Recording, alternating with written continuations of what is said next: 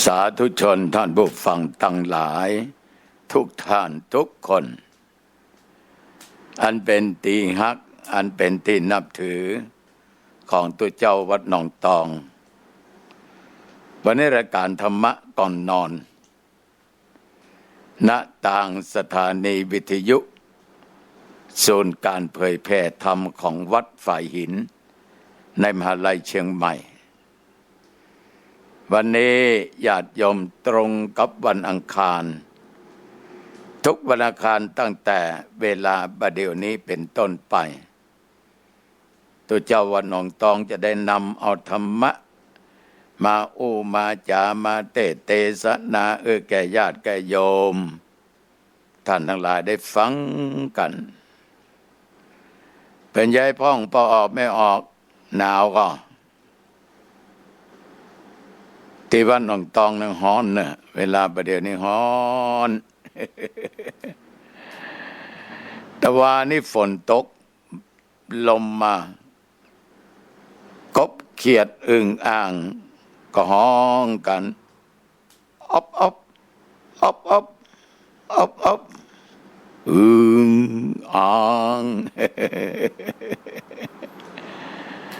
คนตุ้ยๆเนี่ยจะห้องเสียงอึ่งเขาท่าคอมันสั้นมีเน้นที่วัดอันโตนะมันอ้วนน้ำหนักมันนี่เป็น100ป่ายนะก็มันนอนในอย่างอึ่งเนี่ยแล้วมันปีนกำเนี่ยมันคางเนี่ยอย่างอึ่งเนี่ยอึ่งนี่คอมันสั้นแต่เสียงมันดังกังวานอ่างปุตโตสาวฝนตกอากาศก็พอดีแต่ลมก็มานิดหน่อยเวลานั้นตัวเจ้ากำลังนั่งเทศน์นะโมตัสสะภะคะวะโตมาแล้วบังมันต้องตกลงมาเหมือนแก่นต้นมะนาวตกมาสักกรรมก็หยุดแล้วก็ตกพอลมปัดโต๊ะหมู่บูชานะที่ไปเทศน์นะแจกันในตกฟุ้งฝ่ายเทศน์จบฝนมันก็หยุดแต่ว่านี่ก็ตกนักพอสมควรเป็นบางตีในบ้านญาติโยมเป็นจะได้พ่องฝนตกก็ถ้าอย่างมัวหนาวนมเด่นเนอะบางคนก็นอนในห้องแอร์บางคนมีแอร์เปิดพัดลมบางคนมีพัดลมเปิดหน้าต่างบางคนก็นอนนั่งที่โล่งแจ้งลมก็ปัดมามันก็พออยู่ได้ญาติโยมอย่างใดก็ตามพอออกไม่ออกตัวเจ้าวัดหนองตองต้องขออนุโมทนาขอบใจต่อญาติต่อโยมที่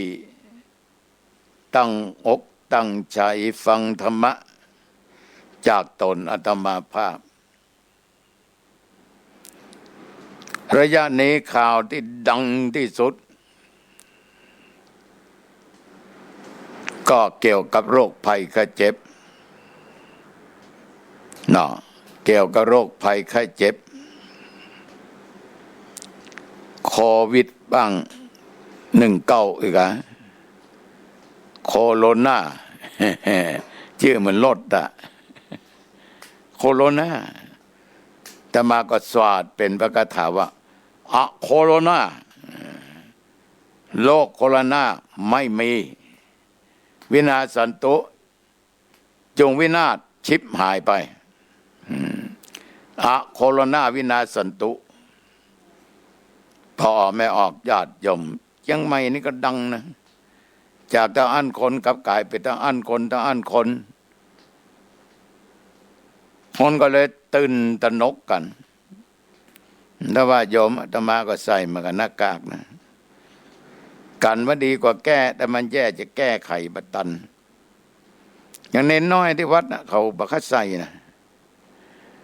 ก็มีหน้ากากแต่เป็นสีเหลืองเป็นผ้า ก็บักคัดใส่กันเน้นอ้วนมันบอกว่าหายใจฝืดหายใจฝืดยมทั้งหลายก็กันไว้ดีกว่าแก้ในยมเนื่องเอาก็บอกว่าไผ่เป็นบ่เป็นแต่จะไปตื่นกันนกตกใจล้ำไปน่าจะไปตื่นตระหนกตกใจแต่หาทางป้องกันไว้อาตมาภาพรับกิจนิมนต์บรรยายธรรมะในหน่วยงานต่างๆตอนกลางวันและงานตัดลูกนิมิตฝังลูกนิมิตเนี่ยตั้งอำเภอดอยสะเก็ดเนี่ยท่านพระครูตุเจ้าหลวงโทรมาฮัลโหลหลวงพ่อครับมีอย่างพระครูอันประชุมสภากาแล้วเนี่ยครับดีกาเขาว่าใหญ่เลื่อนงานครับ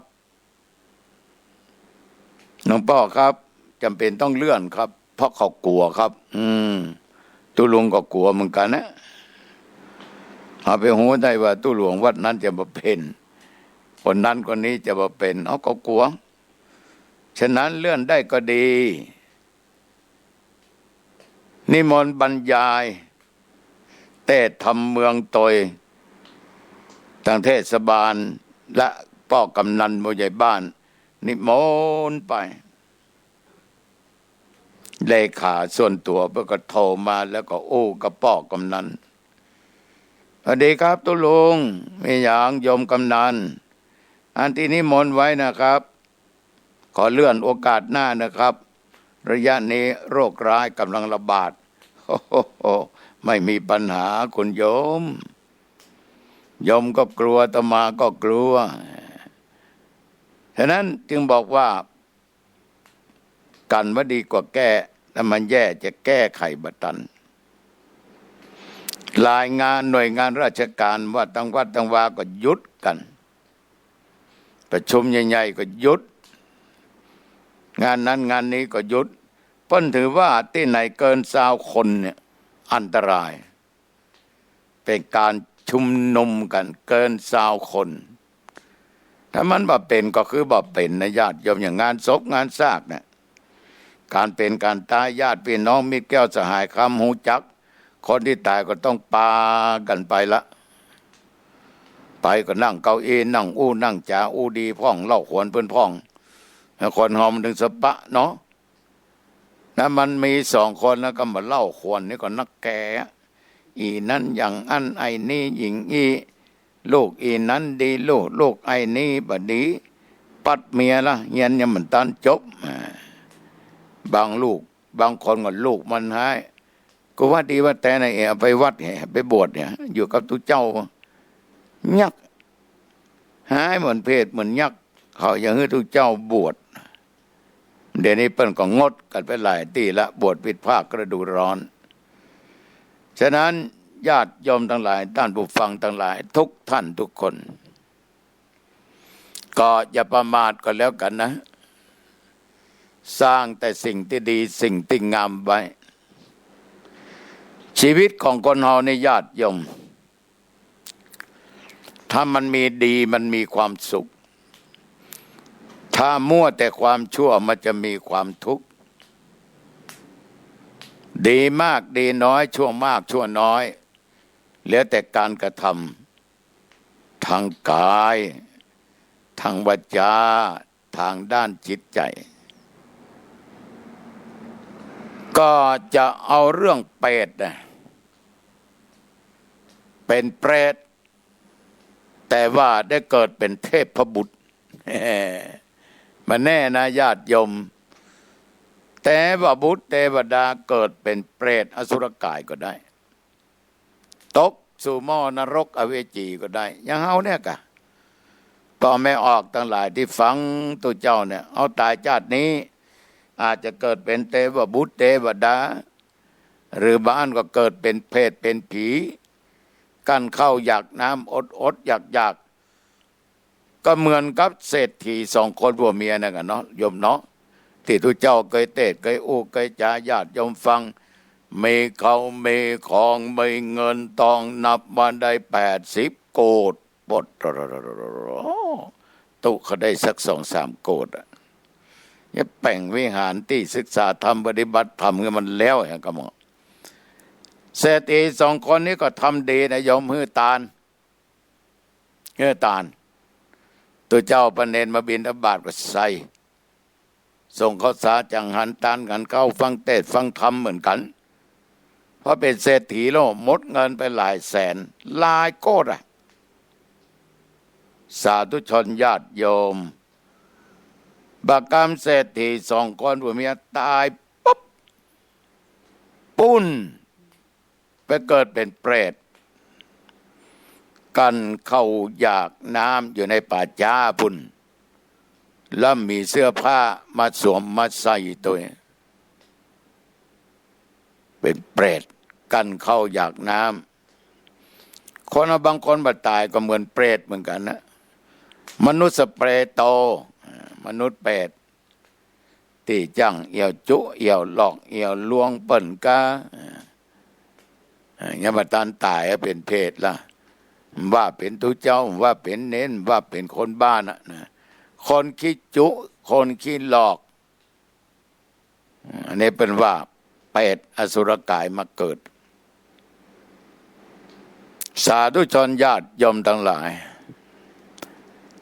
เปรตบางตัวนั้นต้องทนทุกข์ทรมานย่องซองเศรษฐีเนี่ย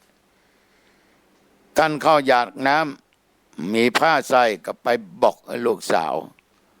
โอ้กุมารีเอ๋ยลูกแม่ตาลใบตาลบอดกับพ่อเจ้าเนี่ยแล้วเจ้าหนองตองมาปิ่นนิบาตแม่ก็ใส่ แต่ว่าญาติโยมแม่ทำบุญขนาดนะแต่ทำไมแม่กับพ่อตายได้มาเกิดเป็นเพศอยู่ในป่าช้าบ่มีเสื้อมีผ้ามีหาอาหารอย่างได้ทั้งสิ้นมากินมาใจมันเป็นบาปเป็นกรรมอย่างกับพ่อกับแม่แต่ว่านี่ลูกทำบุญเพิ่มเนอะนางทั้ง 2อันเป็นลูกของเศรษฐีหัวว่าพ่อแม่ตายไปเกิดเป็นเพศเป็นผีกันเข้าอยากน้ำอยู่ในป่าช้าบ่ได้นุ่งผ้าดีญาติโยมทั้งหลายนางทั้ง 2ก็ตามแหลมหมดไปเป็นแสนเป็นโกฏบุญไปเพิ่มเติมมันนักแต่ว่าบ่สามารถจะพ้นจากการเป็นเพศเป็นผีได้ทำแต่ใดป่อยังพ้นแต่บุญก็มากขึ้นนางทั้ง 2เลยเข้าไปหาพระพุทธเจ้าพระพุทธองค์รู้ด้วยญาณของพระองค์เมื่อลูกสาวเศรษฐีทั้ง 2มาเข้ามาเฝ้าพระพุทธเจ้าก็ตัดบอกว่าดูกะลานางทั้ง 2เอ๋ยพ่อแม่ของนางเป็นคนใจบุญสุนทานก็จริงใส่บาตรญาติปกเฮือตาลมาตลอดก็จริงเป็นเจ้าใดเจ้าพ่อข้าเจ้าแม่ข้าเจ้าย่ำป้นในการเป็นเพศโอ้พ่อของนางแม่ของนางเนี่ยเฮือตาลมากก็จริงนางแต่ว่าขาดศีลบ่มีศีลอยู่ในจิตในใจพ่อของนางฆ่านกตัวน้อยๆเอาเลือดนกมาผสมยาแล้วก็โลภกงตาจังอันเป็นพ่อค้าแม่ค้าเดียวกันใจของตัวก็ได้ของเปิ้นโลภกงเปิ้นมาเป็นของตัวอันนี้แหละพ่อของนางได้กระทำสำหรับแม่ของนางนั้นเพื่อตาลตลอดเหมือนกันแต่ไม่จูนอกใจพ่อของนางถ้าเป็นยุคปัจจุบันก็ว่ามีกิ๊กอย่างกันนะมีกิ๊กนางก็ถามพระพุทธเจ้าว่าจะฮือข้าทั้ง 2ทำอย่างไรพระพุทธเจ้าก็ตรัสตอบไปว่าแต่องค์ใดหมูนะเพื่อนนางเนี่ยฮือตาลวัตถุปัจจัยเงินทองสิ่งของแล้วก็ฮือตาลทำนิพพานนานสูตรมหามูลละนิพพานตาลไปจ้าง ที่เปิ้นจ้างแต้มจ้างเขียนแล้วก็ไปปูจาเอามาบักกำนางฟังได้ญาติโยมทั้งหลายโอ้โหด้วยอานิสงส์แห่งการที่นางจะตานทำแล้วถวายปัจจัยวัตถุทายธรรมแก่พระสงฆ์องค์เจ้าพ่อนางแม่นางที่ตายเป็นเพศอยู่ในป่าช้ามีเสื้อมีผ้าสวมใส่อดกันอาหารแวบเดียวไปเกิดบนสวรรค์เป็นเทพบุตรเทวดาโอ้โหญาติโยมอันนี้โดยอานิสงส์ที่ลูกได้ตานไปหาพ่อแม่แล้วสองคนเนี่ยโยมทั้งหลายเพิ่งก็ยังมีศีลอยู่ในจิตในใจหรอกเนาะเนี่ยศรัทธาสาธุชนเปรตอาจจะกลับกลายเป็นเทพบุตรได้เมินละเมินไปเมินบอด นั่งบันทึกธรรมนี่นะตีนจังเป็นเน็ตโลก็มีลูกพระลูกเนนนวดเน้นก็นวดไปโตยตุเจ้าก็บันทึกเสียงธรรมะโตยพระคืนแล้วมาได้ไปเทศนาธรรมที่ไหนเน้นบีบโตยนวดโตยควักขี้มูกแล้วก็มาบีบว่างเป็นเพศเนอะมึงเฮ้ยก็เน้นฟังเน้นก็ได้กันยิ้มถึงวันก็มีเน้นหรออยู่เฝ้าบีบนวดอื่นหลายตน4-5 ตนบางตนนี่หันเพื่อนบีบลักมอบนี่เป็นเพศอยู่ทั้งนอกทั้งป้างก็มีนั่งอยู่ฮะนี่นะฉะนั้นมนุษย์สเปรโตมนุษย์เป็ดพระเจ้าปราณสีนั้นยอมทั้งหลายตั้งอยู่ในเรื่องทานศีลอุโบสถเข่งคัดมากถือศีล5และศีล8อุโบสถศีลสำหรับอามาตย์ตั้งหลายก็กระทำตามเยี่ยงอย่างของพระเจ้าเมืองปราณสีพระเจ้าเมืองปราณสีรักษาศีลกินทานเจริญเมตตาภาวนาเพิ่งก็ทำตามเหมือนกับญาติกับโยมฟังตัวเจ้าหนองทองเนี่ยค่ะฟังคนเดียวยังบาดเลวอกแล้วใจจวนผัวจวนเมียจวนลูกจวนเตาจวนหลานจวนเหลนจวนพี่น้องจะบ้างฟังธรรมะตัวเดิมโมเสนาอามาตย์ทั้งหลายนี่ก็ตำตามพญาเจ้าบ้านเจ้าเมืองแต่มีคนญาติโยมมันเป็นปุโรหิตมันบ่ชอบรักษาศีลมีแต่กินศีลบนคนอื่นในการตัดสินคดีความตลอดมาอยู่มาวันหนึ่งยมเป็นวันอุปโภสถศีลพระเจ้าเมืองปราณสีก็ตัดถามปุโรหิตว่าอาจารย์รับอุโบสถศีลหรือยังอาจารย์รับหรือยังปุโรหิตก็ตอบว่ารับแล้วพระเจ้าค่ะแต่ว่าหับปากต่อหน้าพญาเจ้าบ้านเจ้าเมืองแต่ออกขั้นไปสกรรมนอกสถานที่เป็นเฝ้านะ ก็มีอามาตย์ผู้หนึ่งทักท้วงขึ้นว่าตานบ่ได้รับศีลอุโบสถบ่ใจกะและต้านประจุพระพุทธเจ้าได้จะได้ผู้โลหิตมันก็ตอบว่าเฮาจะไปรับที่บ้านตอนเย็นเนี่ยเขาจะบรรลับอาหารมันโกหกต่อพญาเจ้าบ้านเจ้าเมืองและหมู่เหล่าเสนาทั้งหลายแล้วมันก็ค้างอยู่ในที่หั่นปุโรหิตญาติโยมมันก็ได้ตั้งน้ำมะม่วงเพื่อเป็นน้ำอัฐบาลเพื่อทานแก่แม่หญิงคนหนึ่ง ต่อมาเวลาปุโรหิตนั้นตายเลยญาติโยมแต่วงเล็บตัวเจ้าหนองตองไม่ได้ไปเทศน์นะเนนก็ไม่ได้ไปสวดก็ได้ไปเกิดในวิมานทองคำที่ป่าหิมพานต์มีสวนมะม่วงติ๊บกว้างใหญ่ถึง3 โยชน์เกิดขึ้นก็มีนางเทพพระอักษรปากันมาห้อมล้อมเป็นบริวารโอ้ปุโรหิตนั้นก็ได้เสวยทิพสมบัติอยู่ตลอดคืนญาติโยมแต่ว่าตะวันขึ้นมาแล้วเนาะต่อติ่นฟ้ายกแล้วลูกญาติโยมทั้งหลายสวนมะม่วงนั้นพอเข้าไปถึงก็กลายเป็นเปรตสูงเท่าลำตาลเนี่ยมีไฟลุกแดงไปทั่วร่างกายมีเล็บตินเล็บมือเหมือนกับจอบกับเสียมนะเหมือนกับจอบกับเสียม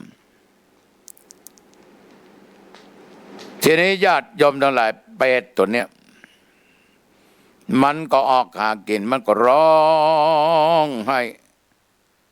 เป็นทุกขเวทนาอยู่ตลอดไปสาธุชนญาติโยมลองกึศดูดีๆกลางวันเป็นเทพบุตรกลางคืนมาเป็นเปรต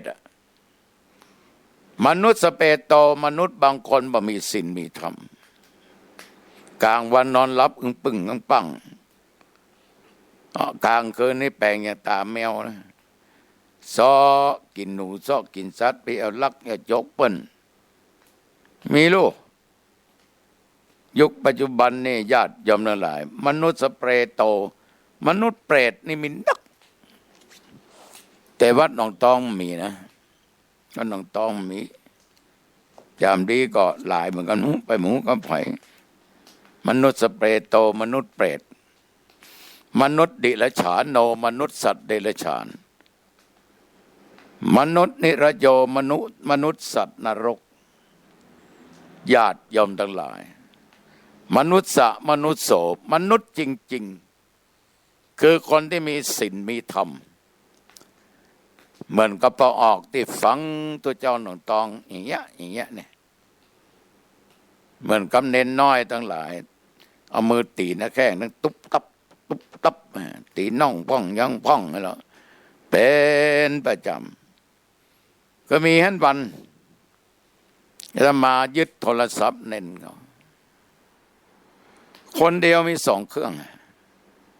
ราคา9,500แล้วมันไปโกยสลากโลเน้นตัวนั้นนะมันได้สลากโจก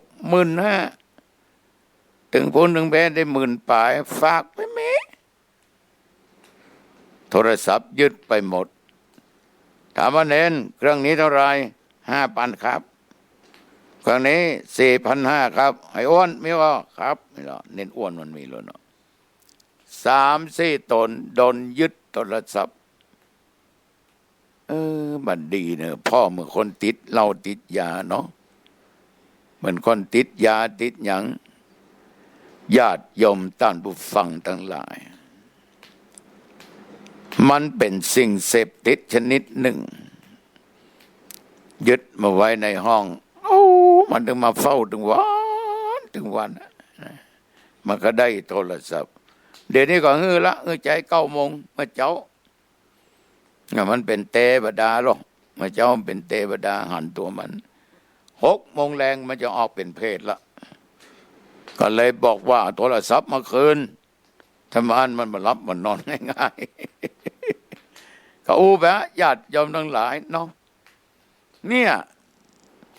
เมื่อวันนั้นเป็นเทพบุตรเทวดาเมื่อคืนมาตายไปเป็นเพศสาธุชนญาติโยมปุโรหิตมันเนี่ยเมื่อมีชีวิตมันได้ขันเอาน้ำม่วงเนี่ยไปแต่อันตาลแก่ไม่หญิงคนหนึ่ง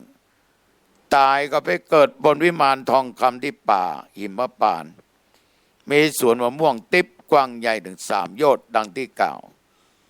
พอเจ้าขึ้นมาก็ไปที่สวนมะม่วงพอเข้าไปถึงก็กลายเป็นเปรตสูงเท่าลำธารนี่ก็มีไฟลุกแดงตึงตัวมีเล็บมืออย่างใหญ่เหมือนกับจอบกับเสียมนี่ดังที่ได้อู้ได้จ่าญาติโยมฟังจะกินแต่ละครั้งก็ร้องให้นะส่งเสียงเปรตที่เพื่อนว่าคอมันน้อยหรอกคอมันน้อยเป่าออกไม่ออกอยู่มาภายหลังพระเจ้าเมืองปาลาณสีหันโตดในการเป็นฆราวาสก็จึงไปบรรพชาเป็นฤาษีก็ไปสร้างศาลาที่หิมฝั่งแม่น้ำด้านใต้อยู่มาวันหนึ่งก็ได้หันผลมะม่วงสุกเต่าหม้อเข้าเนี่ยมันลอยน้ำมามั่งล่องฤาษีก็เก็บเอาไปเสวยก็ติดอกติดใจถึงกับบ่อยากเสวยของอันอื่นก็ไปนั่งคอยดูอยู่ที่หิมแม่น้ำเพื่อจะได้ปะม่วงอย่างนั้นอีกสักมากินอีก7 วันโยมจะมีนางเทพธิดานางหนึ่งได้ปาไปที่สวนมะม่วงพอพระฤาษีนี่ได้หันเปรตตอนนั้นกำลังเสวยทุกขเวทนาอยู่ก็บ่อาจที่จะซักไซได้แต่ว่าพอถึงตะวันตกดินก็หันเปรตตนนั้นกลายเป็นเทพบุตรตะกี้ตุทิตาลายนะว่าไปคิดไปนะห้อมล้อมได้หมู่นางเทพอัปสรเสวยของทิพสมบัติอยู่ในวิมานทองจึงถามกันว่าท่านเหตุใดกลางวันท่านจึงไปทนทุกข์เป็นเพศอยู่อย่างนั้นแต่เวลากลางคืนท่านก็ได้มาเสวยสุขอย่างนี้ต่อออกไม่ออกแต่วดานั้นก็ตอบว่าโอ้เมื่อชาติก่อนข้าพเจ้าได้กินสินบาทสินบนของประชาชนที่มีคดีต่างๆจึงได้มาฉีกเนื้อที่หลังของตนกินในเวลากลางวันคราวหนึ่งข้าพเจ้าได้รักษาอุโบสถศีลในเวลากลางคืนก็จึงได้เสวยสุขในเวลากลางคืนที่สวนมะม่วงเพราะได้ฮือตาลมะม่วงแก่แม่หญิงคนหนึ่งที่รักษาอุโบสถศีลข้าพเจ้านี้ละปัจจัยไผ่คือปุโรหิตของพระเจ้าเมืองปราณสีส่วนพระเจ้าเมืองปราณสีก็คือต้านผู้เป็นฤาษีในบัดนี้นั่นเองบ้านแล้วก็ขอพระฤาษีอยู่ที่สวนมะม่วงนั้นต่อไปมาญาติสุดท้ายญาติโยมนางเทพธิดานั้นได้มาเกิดเป็นนางอุบลวรรณาพระราชาหรือราชฤาษีนั้นก็ได้มาเกิดเป็นพระพุทธเจ้าก็ออกไม่ออกญาติโยมคติคำสอนในเรื่องเปรตเป็นเทพบุตรคือตัวเดียวเนี่ยนะเมื่อวันนั้นก็ญาติโยมทั้งหลายเป็นเทพบุตรเมื่อคืนก็เป็นเปรตเปิ้ลบอกว่าบาปบุญที่เอาทำในเวลาไหนก็จะให้ผลในเวลานั้นเว้นแต่บาปบุญคนโทษมากมันจะบังให้ผลพร้อมกันถ้าให้ผลพร้อมกันมันก็ต่างการต่างเวลาเหมือนกับปุโรหิตเนี่ยญาติโยมเมื่อวันมัญญบดีเมื่อคืนมันรักษาอุโบสถศีลมีความสุขเมื่อวันธรรมดีเลยตายเพราะเป็นเพศเมื่อคืนมาเป็นเทพบุตร ฉะนั้นศรัทธาสาธุชนญาติโยมท่านผู้ฟังทุกท่านทุกคนก็อย่าได้ตั้งตัวตั้งตนในความประมาททำบุญทำกุศลอุทานรักษาศีลเจริญเมตตาภาวนาบอกว่าเวลาเมื่อวันว่าเวลาเมื่อคืนนะโยมถ้าทำก็เมื่อคืนมันก็ฮื้อผลก็เมื่อคืนทำก็เมื่อวันก็ฮื้อผลก็เมื่อวันแน่อย่างปุโรหิตเมื่อคืนมันรักษาอุโบสถศีลมันได้เป็นเตวบุตรเมื่อวันมันบัรักษาอุโบสถศีลอย่าลักอย่าโลภอย่าโกงเปิ้นมันก็เลยเป็นเพศกั้นเข้าหยาดน้ำสุโขปุญญสะอุจจโยบุญที่สั่งสมดีแล้วย่อมนำสุขมาให้บุญนั่นคืออย่างพอออกไม่ออกบุญก็คือความดีสิ่งใดที่มันดีเนี่ยแบบว่าแม้แต่การอุทานรักษาศีลฟังเทศฟังธรรมเจริญเมตตาภาวนาอันนั้นแหละเป็นบุญสิ่งที่มันบัดดีนะผิดศีลผิดธรรมฆ่าเปิ้นตายลักโลภโกงของเปิ้นเนี่ยประพฤติผิดในกามอย่าจุอย่าหลอกอย่าลวง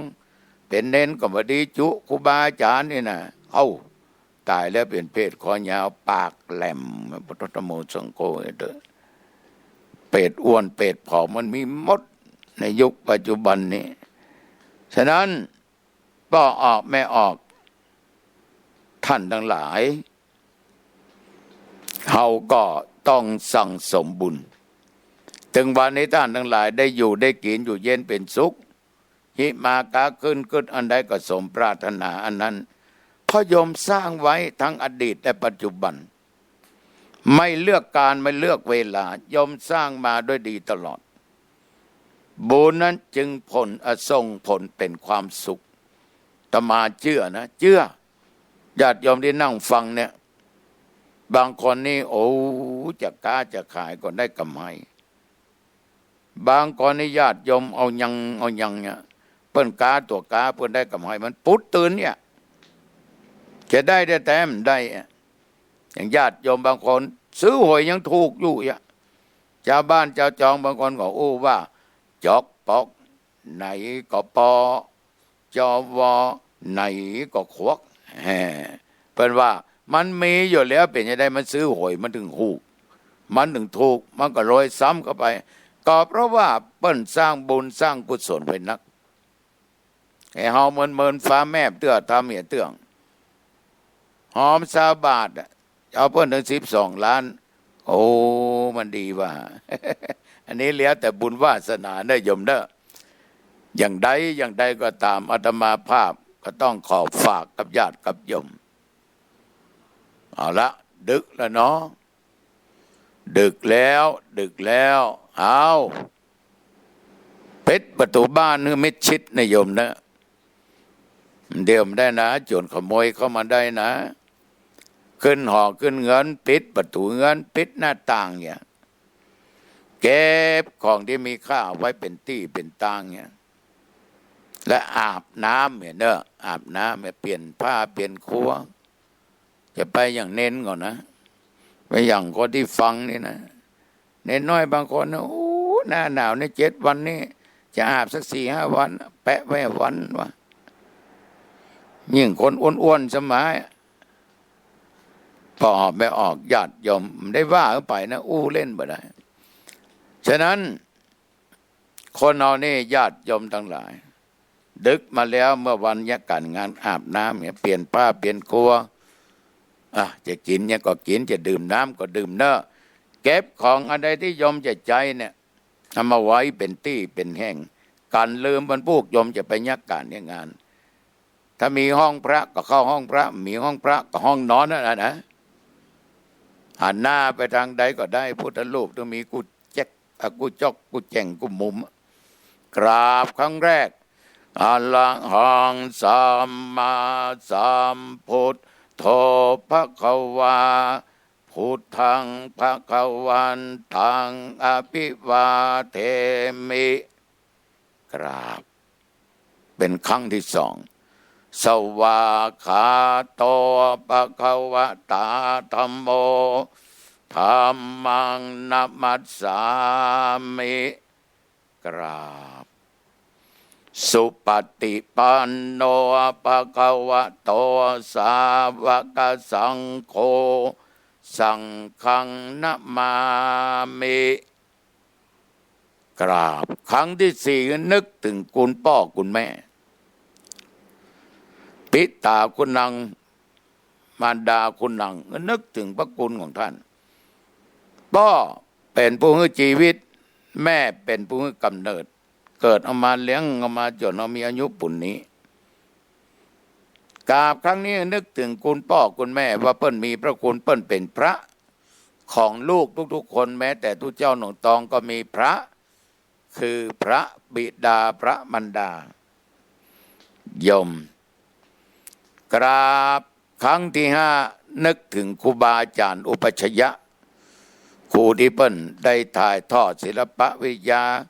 ต่างๆแก่เฮาอุปชาที่เปิ้นบวชเอาเป็นเน้นเป็กเอาเป็นตุถ้ามีเปิ้นเอาก็ดึมได้เป็นเน้นเป็นตุต่อจากนั้นยมก็นึกถึงผู้มีพระคุณนึกถึงดินน้ำลมไฟนึกถึงบุญศีลบุญธรรมบุญกินบุญทานไหว้พระสวดมนต์นั่งสมาธิที่ขานั่งนอน